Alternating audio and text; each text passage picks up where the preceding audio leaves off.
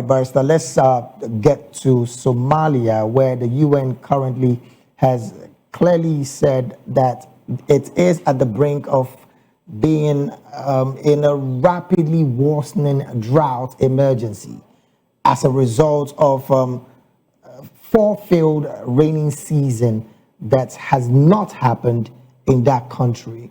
As it stands, what do you think might be the outcome of the situation in a country like Somalia that have failed to experience 4 seasons of raining season right now?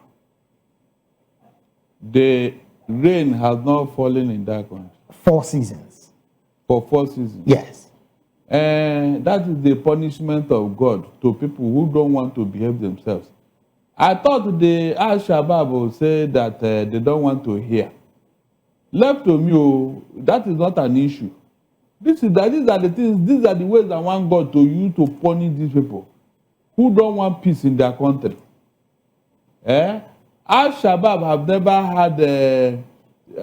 let that country have a peace for once. And now that this drought is teaching them a lesson, let me see whether they will still remain in that country or they will run for safety. But Barrister, unfortunately, as it stands, the innocent civilians also are in that country as well. Should yes. that same punishment be melted on them as well? That is collateral damage. At least let these terrorists, let them be taught a lesson for a while. The aid should go to the civilians. The UN should find a way to secure the life of these civilians. Why this warring party should go and deal with the drought, and no country should supply them food. No, seriously, I mean it too. Because can you remember how long these people have been giving Somalia a headache? The Al-Shabaab terrorist group. Yes. Have you remember how long? It's been quite a while anyway. So what are you saying? That's why God has warned them and warned them, they refuse to listen. So he has visited them with a drought now. As it stands, Barrister, the government of Somalia has formally declared a drought emergency and has appealed for urgent international assistance. As, of course, continued efforts, the situation becomes more deteriorating by the day. And the call from the government as it stands, Barrister, should that be honored by other countries around Somalia to just help the people now? That's what I'm saying. The terrorists. There must be a way. There must be a way of securing the civilian populace. Are you getting what I'm saying? Yes. So that this Al-Shabaab will not hijack the food aid. That is the truth. This Al-Shabaab should not hijack the food aid. But left to me, I want the drought to continue. Left to me. By the time Hungary visit them, and there is no way to find food, don't you think the war will stop?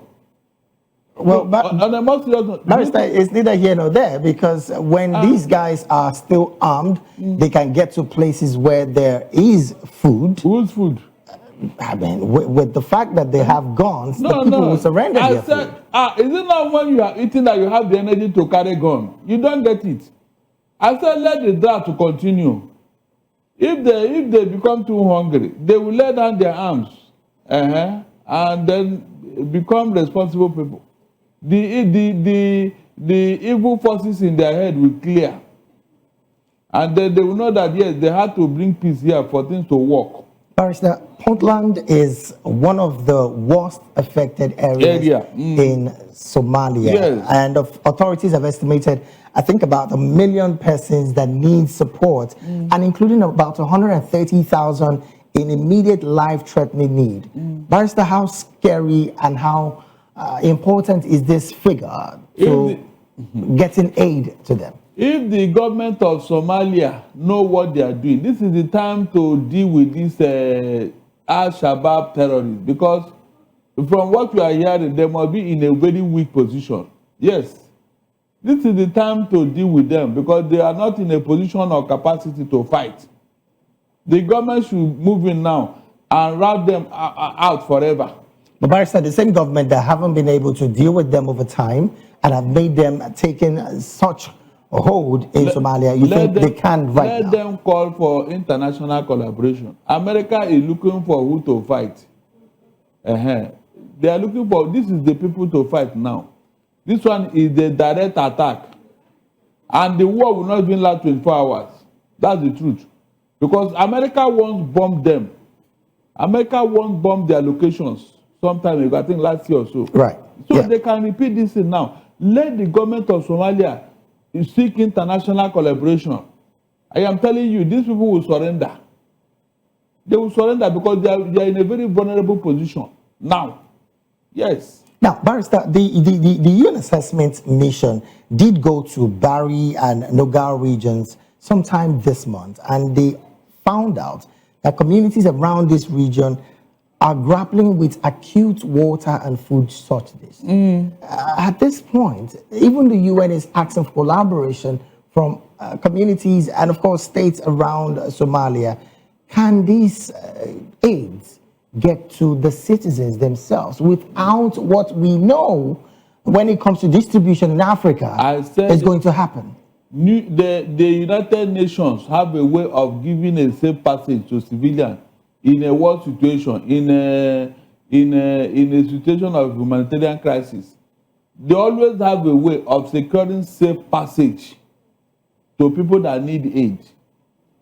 So they should bring those methodology into place now in Somalia. But Barrister, in the event where this same methodology of getting aid to the real people who need this aid is being blocked by this Al-Shabaab group. In what way? That's what I'm telling. I said, what happened to military forces? We've seen this happening in Sudan, Barrister, where humanitarian aid were being blocked by the RSF. I said, it is when the UN don't want to do anything. When they want to do anything, they must secure the civilian populace. And then why the Somalian government will now go and deal with this Al-Shabaab? That's the truth. Will they continue to fight even in hunger? It means that the government don't know what to do. They don't know what to do. I am telling you. There is a conversation. This is the time the government is supposed to now route out these people because they are not in a position to do anything now. Yes. There's a conversation, Barrister, about the fact that the government of Somalia clearly is presently not strong enough to deal with the Al-Shabaab. Let them seek for help. Why do you think they've been resistant in seeking for help? They have not. They know the sovereignty of states is a very big problem. Let them seek for help. America bombed them the other time, the Al-Shabaab locations. So if you make it official, they will come in and do the work and then go back. Yes, now. Donald Trump is looking for who to fight for. The man is spoiling for war. Invite him. American soldiers have been out of action for me after the Second World War. They have not fought any major war now. And so they are just, too relaxed in their barracks and all that. Donald Trump can deploy them now since you don't know what to do. I'm not joking. Since after the Second World War, American soldiers have not fought any major war. So they are just there wasting time and money and everything. So call for help. Donald Trump will come with a gun blazing. All right, then. Let's move from that conversation to North Africa, particularly Tunisia, where Tunisian President Kais Saied has summoned the European Union's ambassador Giuseppe Peron over what the country called his failure to respect diplomatic rule. And again, this is coming from the position which did not, of course, provide the details of the alleged protocol breach, but President Saied has slammed the envoy over the use of practices outside the official frameworks recognized by diplomatic customs. Barrister, what do you make of this accusation by the Tunisian president? Because the statement, of course, comes after Peron have met with the leader of the North African country, mainly on trade union, and I'm talking about Nuruddin Tabbouli. So, as it stands, is there something even much more than what the eye can see accusing this, I'm talking about the European Union ambassador, of going outside diplomatic rules, failure to respect diplomatic rules? Again, the alleged offense was not mentioned. What do you make of this? Look, there are certain things that happen between countries. They wouldn't say it in the open, but they will be using body language, subtle actions to express it. You cannot tell me that there is nothing wrong before they started this move and these accusations. There is, but they will tell you. Are you getting what I'm saying? What kind of protocol breach would the president be talking about, and yet not want to provide details? That's what I'm telling you. Maybe they tell you for state secret. Yes, there is. It is left for you, the other party, to now ask yourself, am I doing what is right or wrong? Then, if you feel you have not done anything or not, then expose the whole thing now. But the two of them, they know what is wrong with them. That breach, the two of them know, but they will not say it. That's the truth. They will not say it. Oh, well, Barrister, another conversation that is quite interesting here is that the EU's ambassador that was called in clearly before now has hailed the Tunisian General Labour Union, according to the EU's delegation in Tunis, of their consistency in putting the government on their toes. Should that be one major reason why the presidency is calling this diplomatic conversation, saying there is a breach of protocol in that kind of a statement? Should that be anything? The labor union in Tunisia are being sponsored by the EU. Don't deceive yourself. They won't come out and tell you. The labor union in Tunisia are being sponsored by the EU. So you think that is about the reason why President Sayed is... Exactly. That's what I told you here. But you cannot come out because you don't have any strong evidence. But the government knows that, yes, something is behind this thing that this labor union are doing. I mean, have you not seen it? Even in Nigeria here, at times the foreign power used to prop up human rights activists. Because for you to embark on such a thing, money and logistics are involved.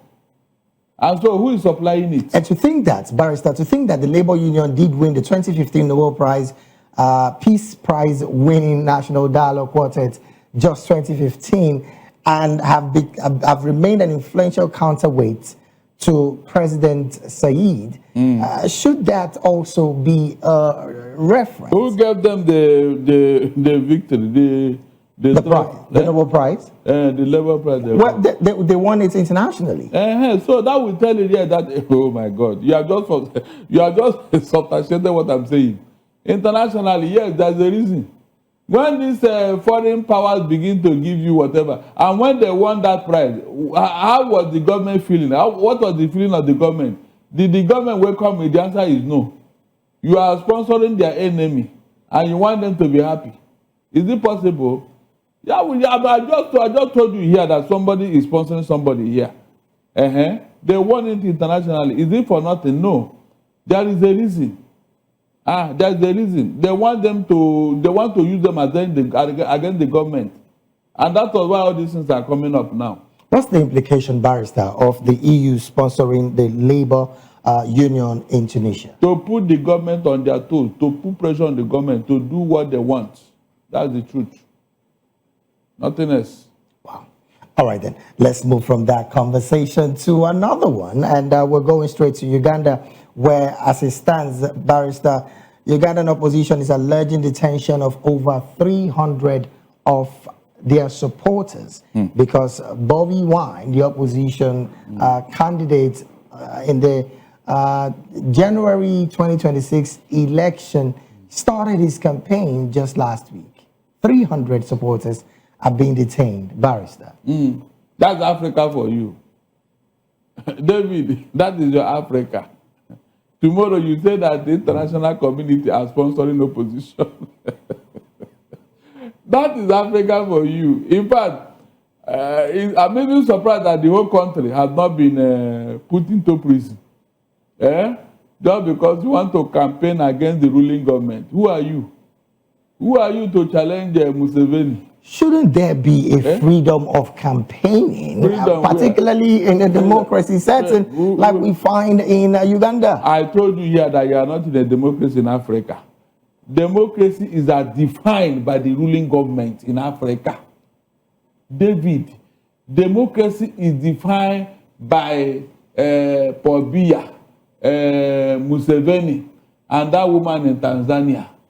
That is what I'm telling you here. I thank God that every time I speak here, these evil rulers will validate what I'm saying. I told you that we don't have leaders in Africa. We have evil looters who don't want progress in their respective states. Have they not confirmed it? How would a man in prison 300 opposition members? For what? For what? Because of just campaign. As powerful as an American president, can he do that? No, as powerful as any American president is, can he try this in America? Barrister, why do you think Museveni is doing this if this story clearly is true? Because the opposition national secretary clearly has come out to say that 300 of supporters and officials of the National Unity Party have been suspended and arrested, I beg your pardon, and these including key officials of the party. So that, why do you think Museveni is... No, you see, they say, tell me your friends, I will tell you whom you are. When this woman did that thing in Tanzania, and Uganda did what they did, or they just pretended as if they don't know, I knew that somebody was taking a lesson from somewhere. That would not be the norm. You can see how it's coming now from Tanzania. That would be the norm in Africa. When the election is closed, arrest all the opposition, put them in prison, charge them for treasonable felony. And when the election is over, you say, because I am a man of God, I want to be magnanimous. All these opposition, I want to topple my government. I want to grant them amnesty. They cannot go home. I said, this man is a very, very merciful man. He has freed all of them. People that are supposed to go for death sentence, he has freed all of them. He's very magnanimous. The supporters of the ruling government go to praising the man. Say, you see, he's very magnanimous. He has freed all of them.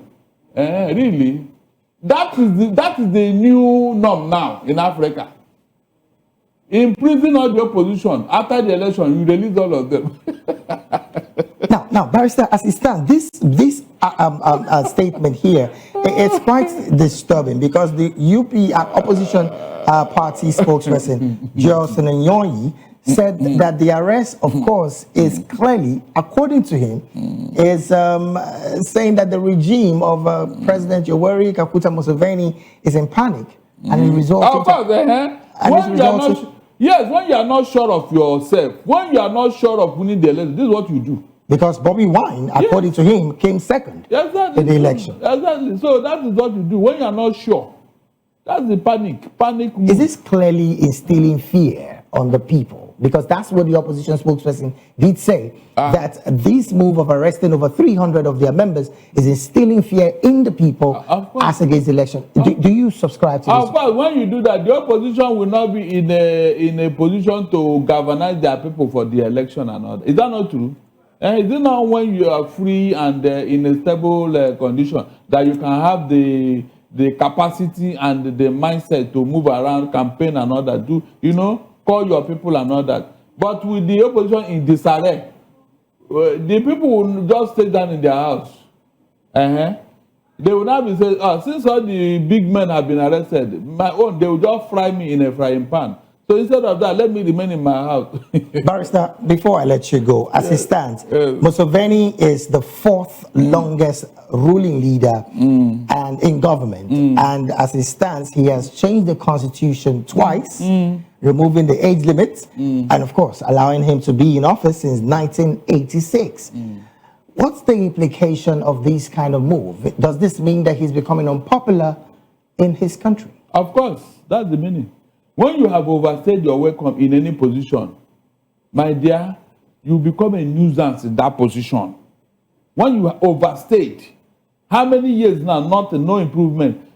Because a refinery is coming in 2029. He said this will be his last, they should give him this last. So all the time they gave him for, what did you do with it? It is this and no. If I thought that refinery will come alive, I'm telling you, when that refinery come alive and fully operational, he will not leave. He want to harvest all the benefits because you say, yes, it happened under my regime. Why should I build it and leave it for somebody? He will not leave. They will change the constitution again for him. They will change it.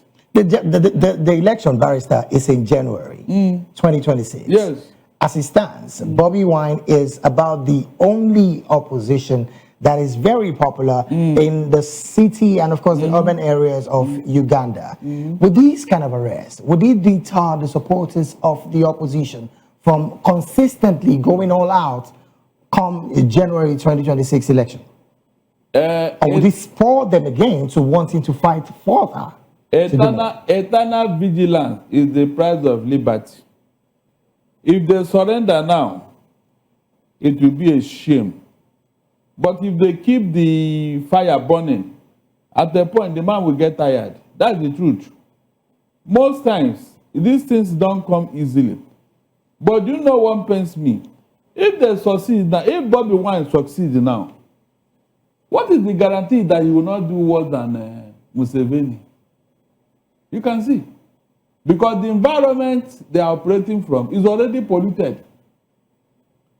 If the man now remember what he went through another, he will say, okay, let me pay them back in their own coin. He will now face Museveni's own party and his people and their supporters. Is that not true? That is the problem with Africa. You see this thing that this man is now struggling and all that. But if eventually people now insisted after, losing human resources and human beings and all that, I mean, when he enter office, tomorrow you will now forget that the people with Museveni are equally Ugandans. He will now face them.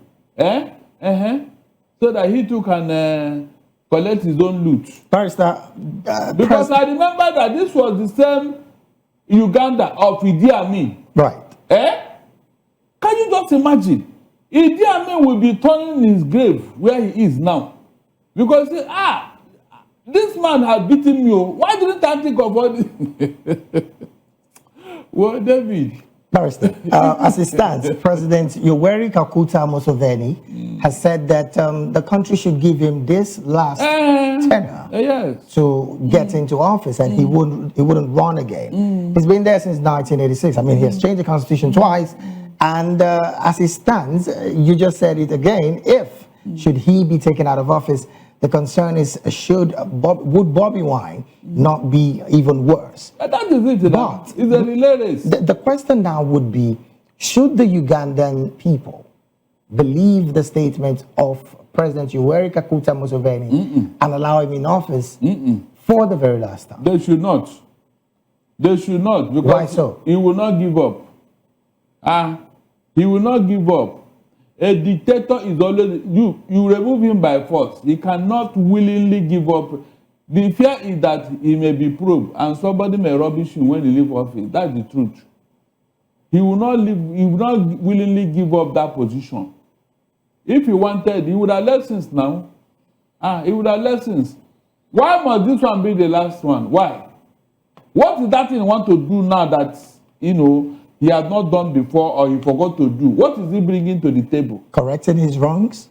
In how many years? After how many years? My brother, that means you don't know these people. You don't know these people. Look, whenever they have entrenched themselves in such a position, they don't leave office except with force. Quote me. Mention any of them. Mention any of them that willingly, is either they die in office or they cause problem that may consume the country. Is it not dictators in Africa? I know how they behave. It's like the same father and the same mother gave birth to them somewhere. All right, Barrister, because